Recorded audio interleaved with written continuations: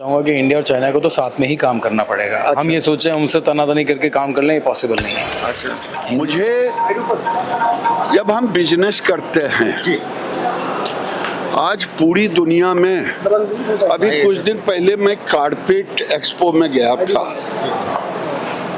वो भारत मंडपम में था।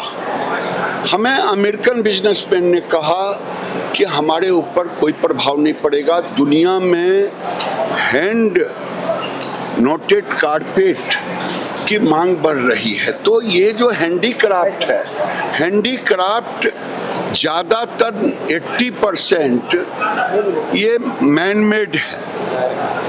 तो मैन मेड जो है, जिसमें लेबर लगता है, जिसमें कला लगता है, इसमें हमारी एक्सपर्टीज है। और मैं समझता हूँ कि मेरे फील्ड में कुछ एक सेक्टर हैं जिसमें हमें कंपटीशन होगा, लेकिन 80% में हम मार्केट में compete करेंगे। भारत और चाइना की क्या भूमिका रहेगी इस बीच में जो चल रहा है, बार जो चल रहा है सब इसको लेकर के, इसमें क्या स्थिति रहेगी दोनों की?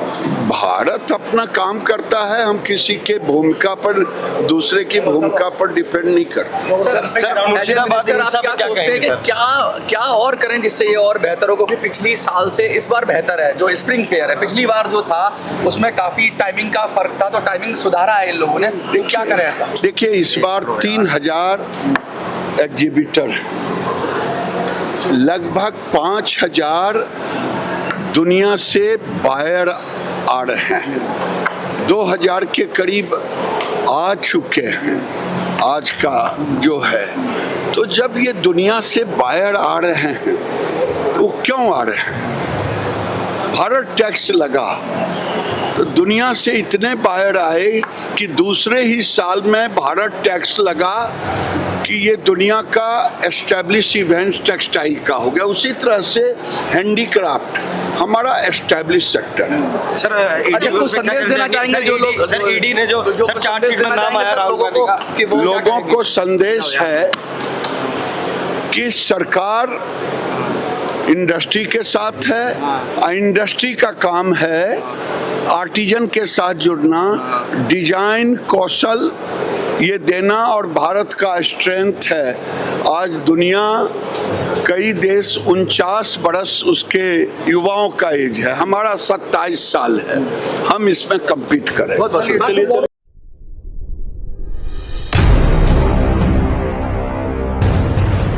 परिवार कहते हैं, परिवार आपको जोड़ता है और परिवार में वो शक्ति होती है जो आपको संबल प्रदान करती है।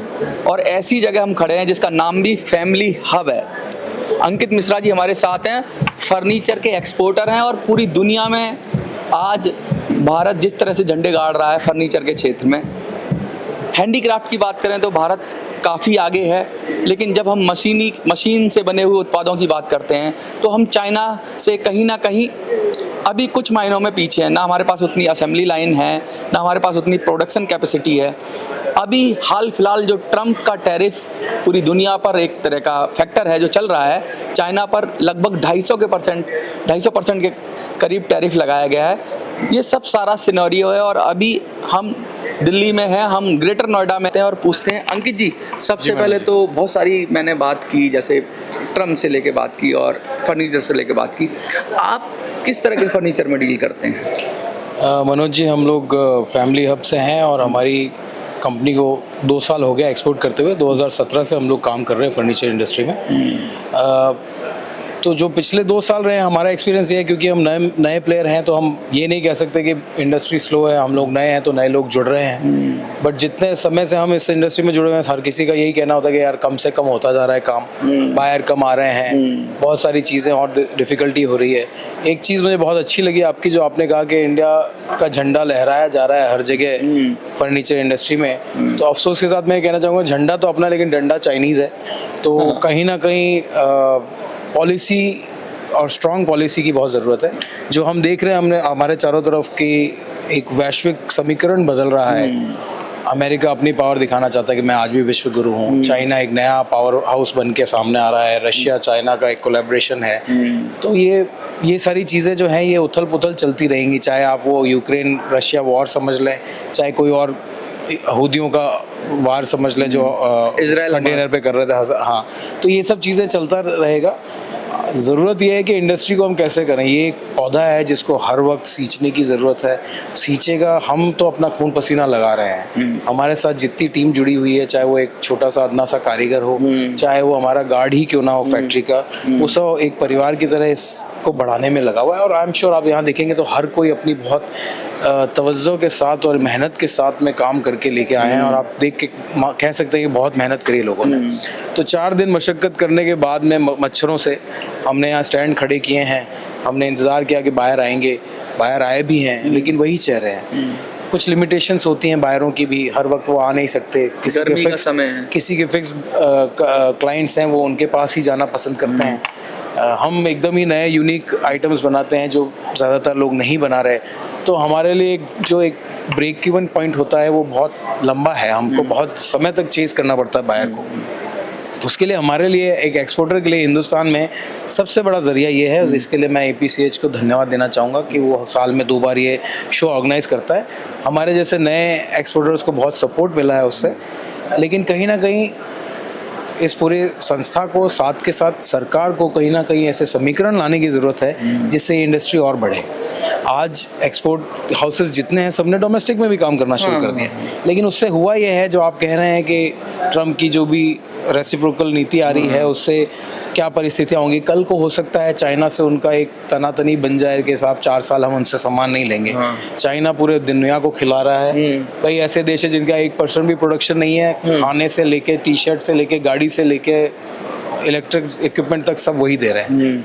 तो ये सारे मार्केट हमारे लिए खुल सकते हैं अगर हम सपना देखते हैं मेक इन इंडिया, अगर हम सपना देखते हैं कि हम विश्व गुरु बनेंगे। तो अभी तो हम बहुत छोटे से छात्र हैं, हमें ज़रूरत है कि हमें सही ज्ञान दिया जाए, हमें सही गुरु मिले। गुरु कौन है? सरकार है। गुरु कौन है? पॉलिसी मेकर्स हैं।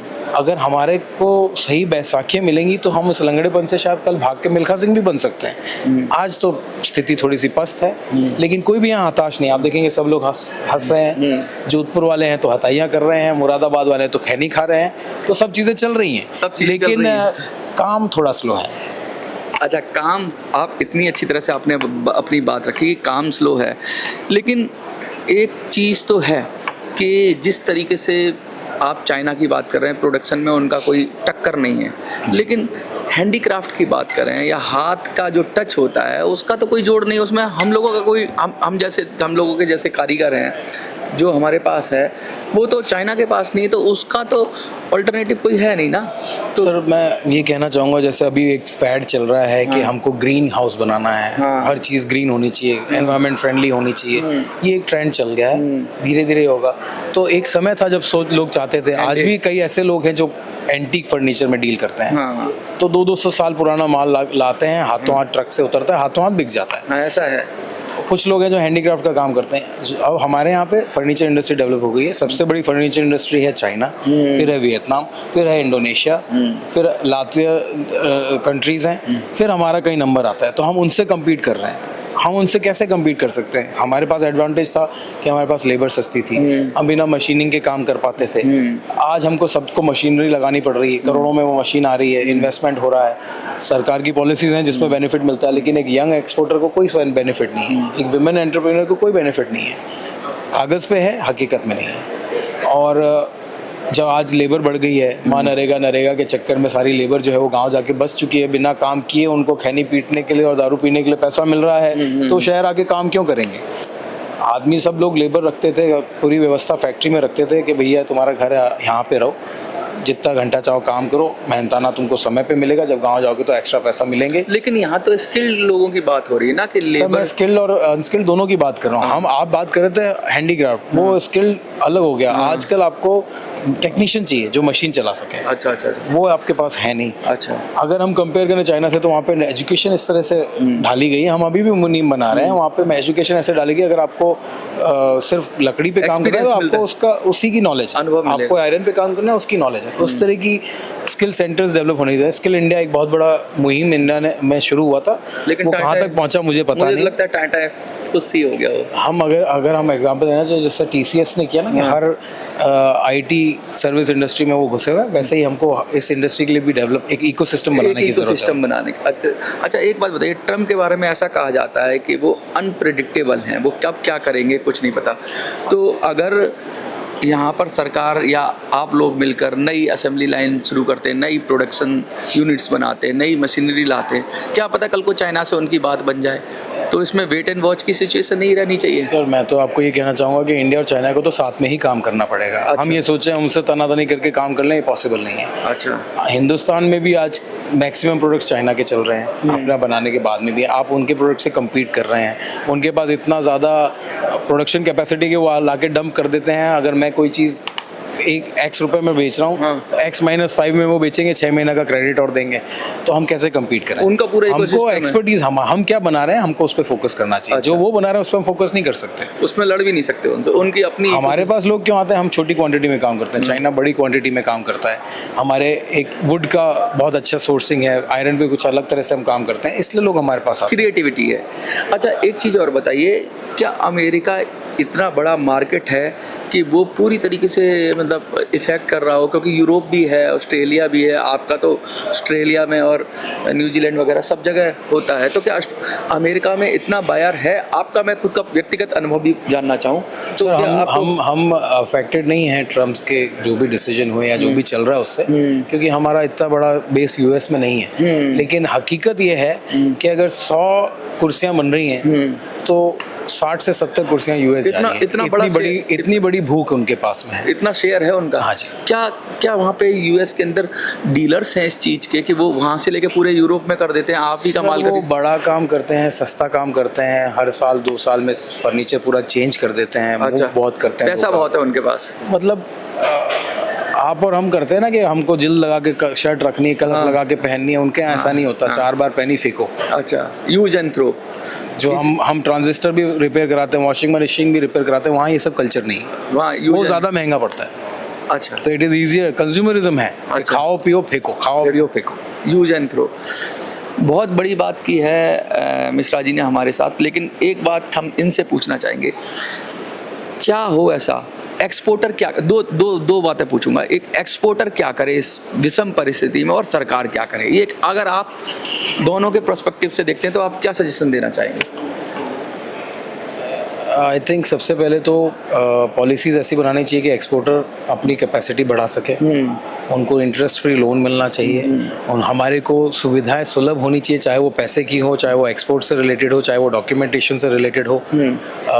कुछ हमारे लिए रियायत दर पे ज़मीनें अवेलेबल होनी चाहिए। अगर हमको फैक्ट्री बनानी है, अगर मुझे आज 5,000, 10,000, 15,000, 20,000 मीटर की फैक्ट्री बनानी, तो उसके लिए क्लस्टर्स होने चाहिए। जोधपुर इतना बड़ा इंडस्ट्रियल हब है, लेकिन इंडस्ट्रियल पार्क के नाम पे कुछ भी नहीं है। वहाँ पे आप जयपुर में देखें तो है, तो वो डेवलपमेंट होना चाहिए, उस तरह की सोच होनी चाहिए, बड़ा सोचने की ज़रूरत है। ये तो सरकार जहाँ पे सरकार का ही पार्ट है सर। हम लोगों को एज एन इंडस्ट्री करना ये चाहिए कि हम एक दूसरे का पैर काट के ऊपर बढ़ना चाह रहे हैं, उससे कोई भी आगे नहीं बढ़ेगा।